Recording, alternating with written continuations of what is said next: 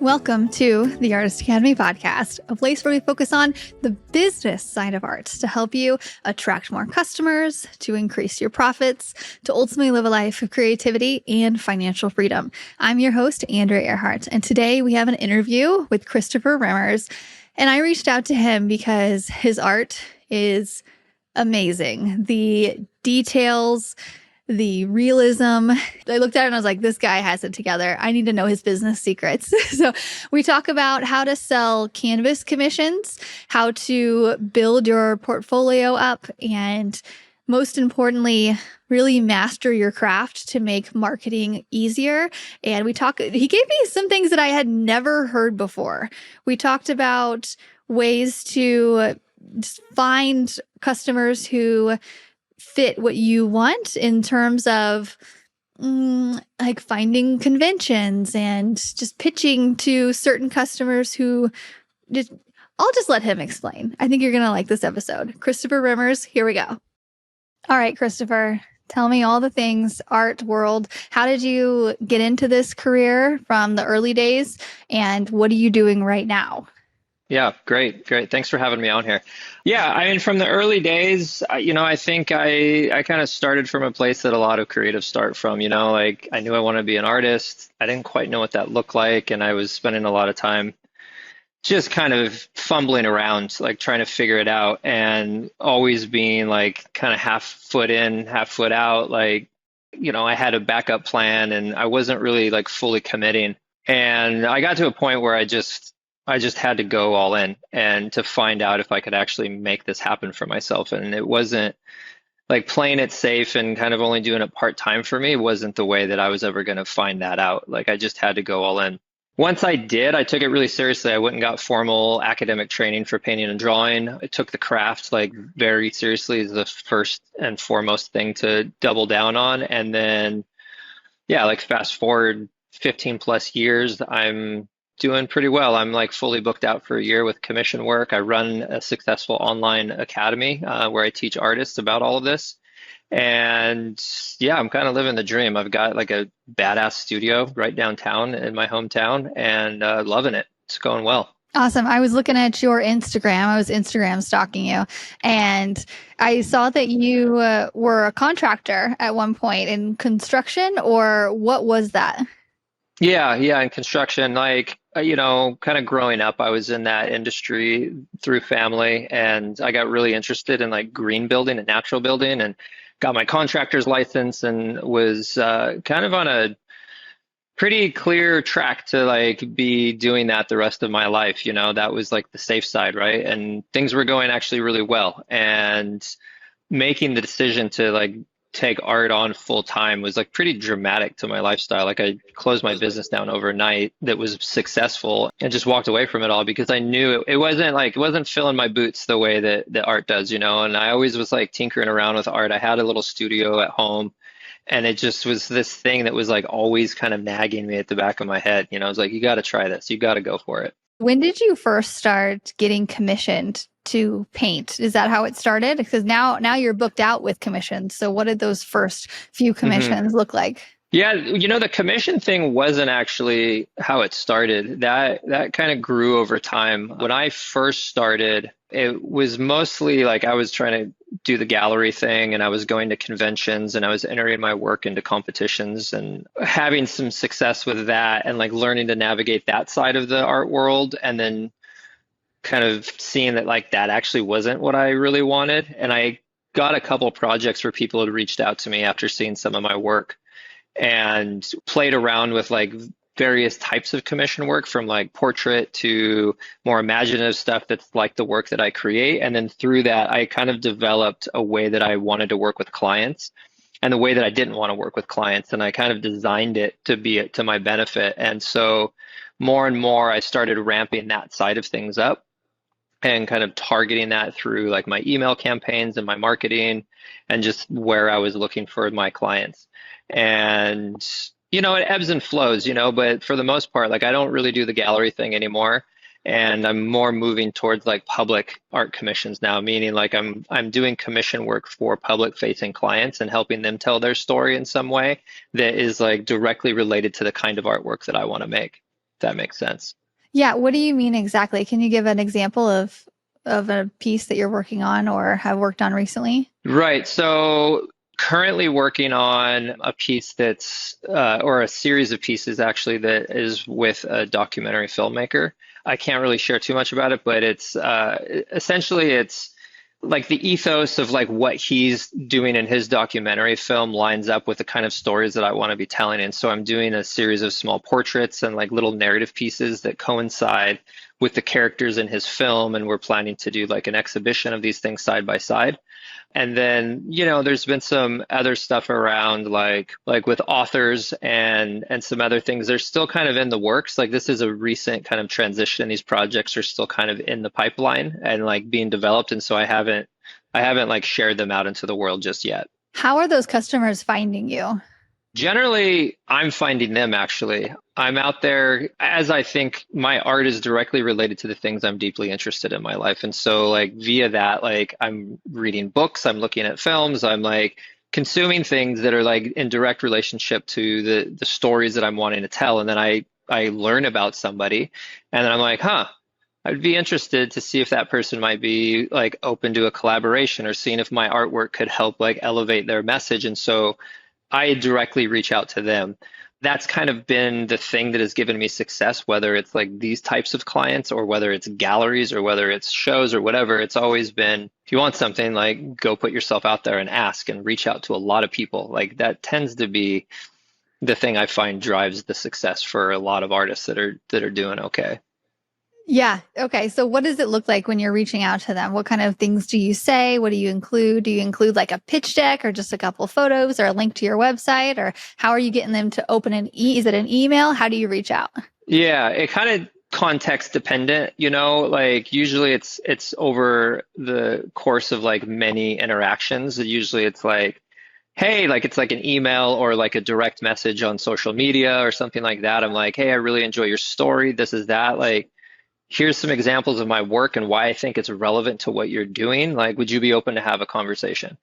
That's generally how it starts. And then, that goes off. And, for those two clients that I've mentioned that I've worked with, once we have a conversation, we see there's interest there, then I am putting together like a pitch deck. I'm putting together like a project proposal with like examples of work and like examples of sort of compositional designs of like ways that I can take that idea and then kind of going through. It's very much the way I would do it if I was working with a private commission. They reach out to me and we kind of go back and forth in a design process.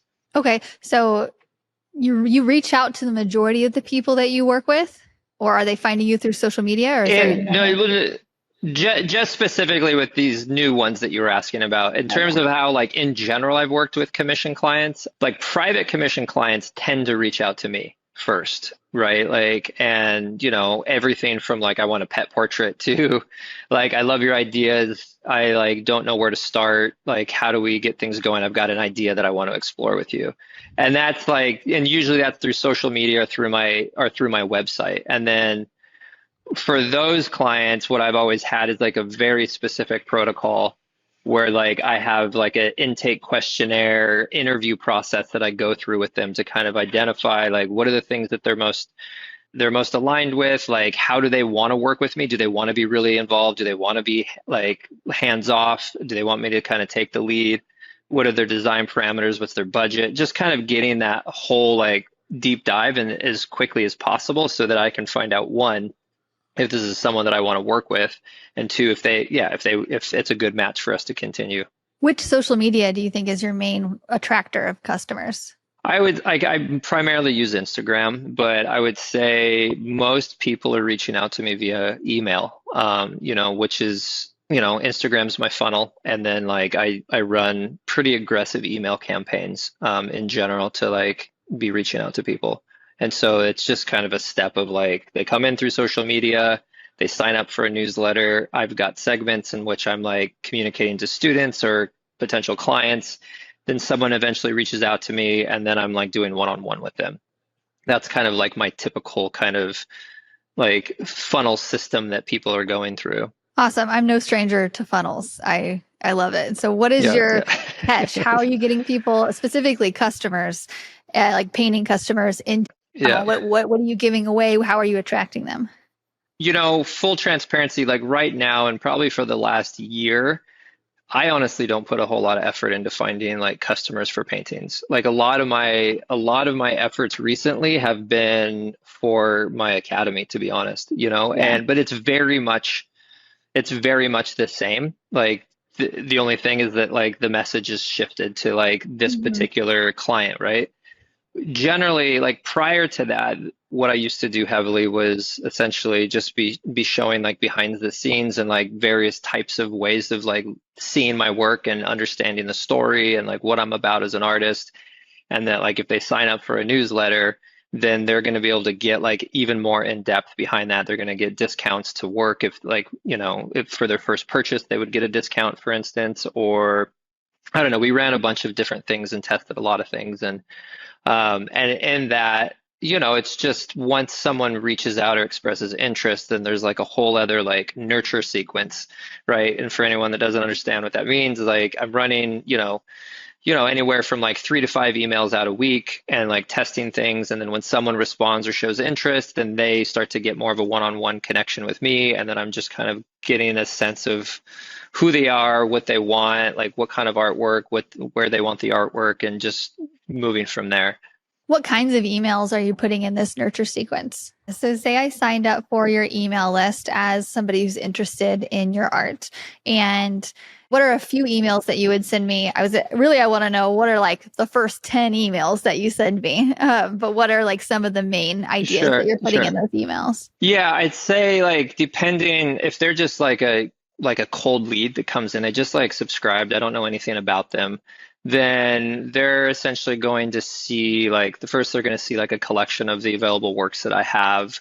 If they maybe signed up as being interested in a commission, then like they'll see examples of commission work that I've done in the past. And then from there, it's just kind of what I'm doing is kind of zooming in on individual pieces and sharing process and sharing backstory of why I painted it, what the painting means. Some of it might be a backstory of like my studio, like how I came to be where I'm at. And then once I start to get responses, then that obviously changes and it becomes very like customized to like what they're asking about. Okay. Do you enjoy doing commissioned work rather than creating paintings of your own ideas, or what's the interest level on each? Yeah, I would say it depends on the client, but I really, really enjoy design process. It's one of my favorite things in making art. I love to paint, but I actually love the design phase like a lot more. That for me, a big part of that is like bringing models into the studio and like playing around with iterations and different design systems to kind of get that dialed. In that, like, I'm really excited when I get clients that want me to take the design lead. I've got some clients, they have like a very specific idea and like they don't want to stray from it and they're very kind of rigid in that. And that can work so long as like the idea they have is like in alignment with the kind of work that I want to be painting anyway, right? And I'm very selective around who I decide to work with. Like if someone reaches out and wants a pet portrait or like, something that isn't like the kind of work that I'm creating, then I usually am turning them down. Like I'm not going to take the project. And so like I'm grateful that I'm in a position where I can actually be selective over the work that I take on. And so in that space, like I'll generally kind of direct people towards like, oh, well, here are some examples of like this work and this work that I've done. Like, what would you think if we took things in this direction? And I'm like, I'm definitely like taking the direction of things to move it in a way that like is in alignment to the paintings that I would be creating otherwise. It just depends. I go through phases where, like right now, like I'm not, like I'm kind of at a pause just because my schedule is pretty stacked out with commission work. And I'm really excited about some ideas that I have for a new body of work. And so I'm giving myself some space to be developing that on the side, right? And so the way that I see is like every few years I'll release a new body of work and I'll go about like trying to get that out into the world and look for conventions and shows that I can display that. And then in between, like I get that work out and then I'll start going through commission work, right? And so it's like a seasonal thing that probably goes through cycles of like 2 to 3 years. If does that make sense? Yeah, for sure. And congrats to you for being booked out so far. I Yeah, think yeah. you're living the artist dream. That's amazing. Some of your paintings are really, really realistic, really cool. Really, where do you, so you said that you bring models in. Yeah. And then how do you get, Hmm. so Hmm. specifically, I was looking at some that have like really big rocks and then figures on top of them and things like, how are you designing that? You said you loved the design process.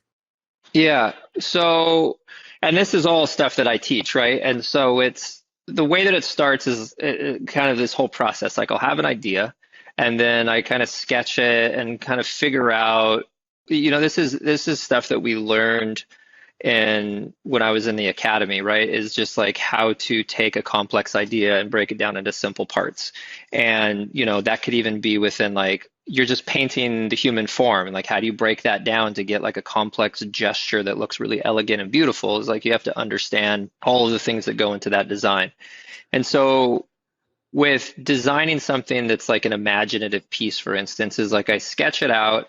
I get a sense of the environment, of like the placement of the figures, what the lighting source is like, kind of those big movers that I need to understand before I can start like resourcing reference images for things, or if I have to go in the field and like capture a scene or do some studies. And so once I land on a design, then I essentially, okay, I know I need to hire set amount of models and this type of model. And I know the general light source. And so I can bring them in the studio. I can set up all the lighting conditions to be able to, and the perspective and the angles. And then I essentially will get a bunch of reference images. I rarely work from life anymore. It's just not really practical in terms of like with my schedule. Like it's just, that's not for me anymore. I'll shoot a bunch of reference images and then like say they're in a particular type of landscape.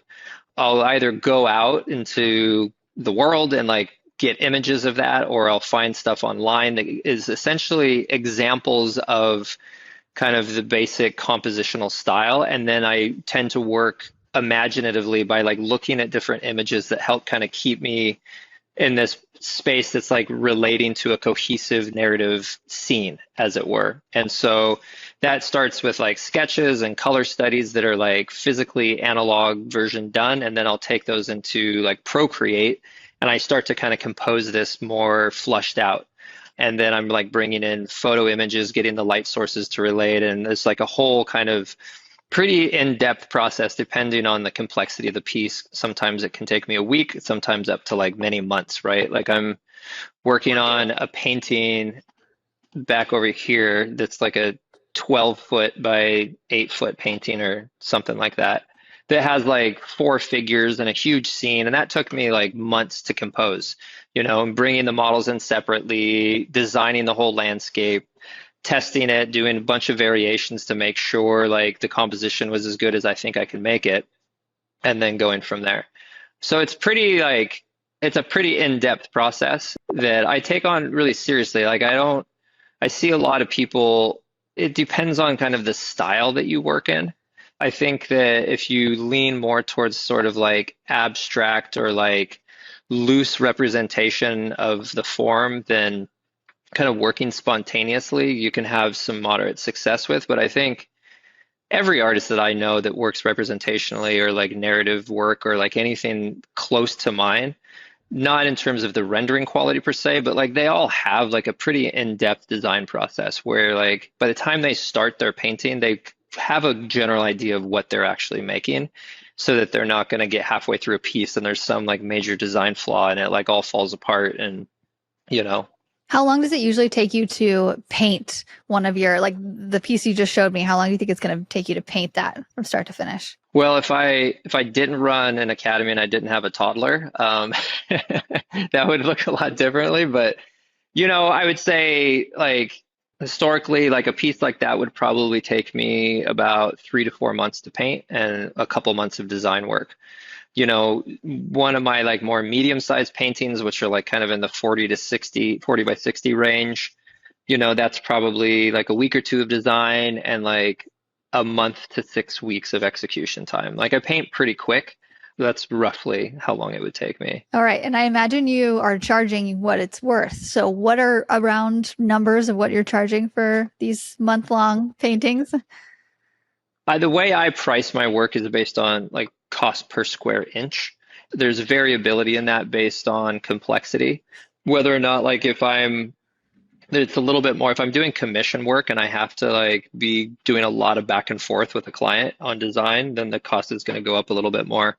But and for the very, very large paintings, that cost per square inch is a little bit less. It takes like less time to paint the kind of thing on a much larger scale than it does when it's like really tiny actually, because it's just a lot less meticulous. Like, you're able to like fill in areas more quickly, right? It's just more volume of massive stuff that like isn't as detail oriented with every stroke.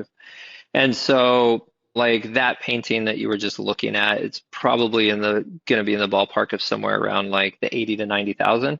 What does that come? It was like around, if I remember correctly it's like around $6 per square inch, and then that number goes up to almost like like $9 for like small pieces. Okay. Good range. Okay. And Yeah, who are these yeah. customers that are paying that amount?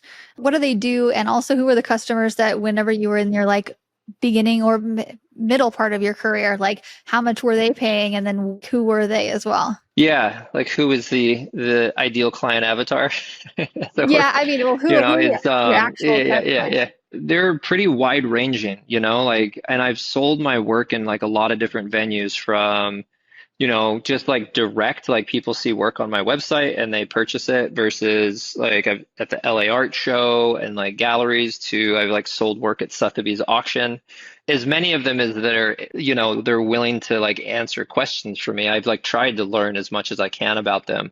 And I mean, other than like their income range, like it's pretty all over the map, to be honest. Yeah, there's not really any like consistent metric that I can like hold on to and be like, this is the exact type of client that I'm like gearing towards, right? And Mhm. which, as you can imagine, it can be a little bit frustrating. I think it's more about, for me, it's like finding the venue that is like going to attract people that are interested in the type of work that I make more so, right? And so like one avenue that's been really popular for me has been like the IX convention.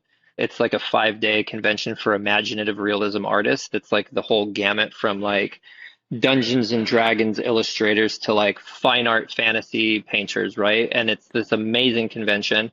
And that's directly linked, the people that put that show on, they're judges for like the ARC, the Art Renewal Center, which is like they put on the Salon, which is like one of the largest and most prestigious like art shows for classical realism in the world. And then so that I submit my work to them every time I have new original works, it goes there and that goes out to a pretty big audience. And so it's looking for, I think this is important for people to understand is like you want to put your work in a place that's going to attract the people that are interested in your kind of work. I think so often folks will just like put their work out there in a random place and then the feedback they get is like discordant and they think that they're doing that their paintings suck. And it's like maybe you're actually just not putting your work in front of the right audience.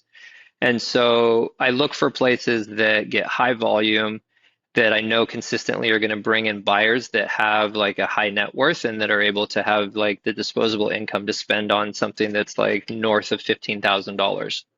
Like to me, those are the important ones that I have to track, right? Like I'm not going to go do a pop-up tent at like a farmer's market. Like that's just like that's Yeah. not where I sell my work, right? It's like knowing where my audience is going to be. So Love it. Yeah. No, that's a really great tip.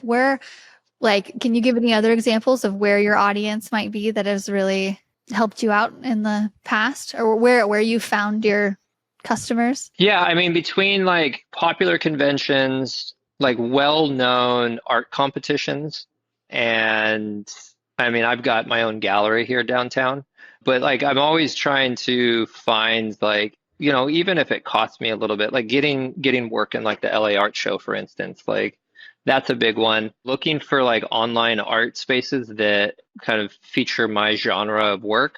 There's a really popular one that folks might know of. It's called Poets and Artists. I've worked with them a lot. They've brought me a lot of clients.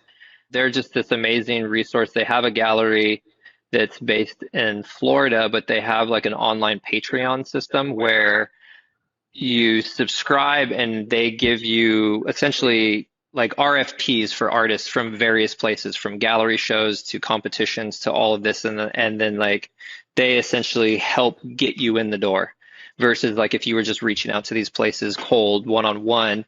Like these people have built relationships with all of these places, and then they can like look through their collection of subscribed artists and like handpick who they think would have the most success getting in, and then like kind of help get you in. And they're a great service. I haven't found anyone similar to that within the style of work that I create, right? They tend to be pushing a lot of realism, a lot of portraiture, a lot of like narrative work.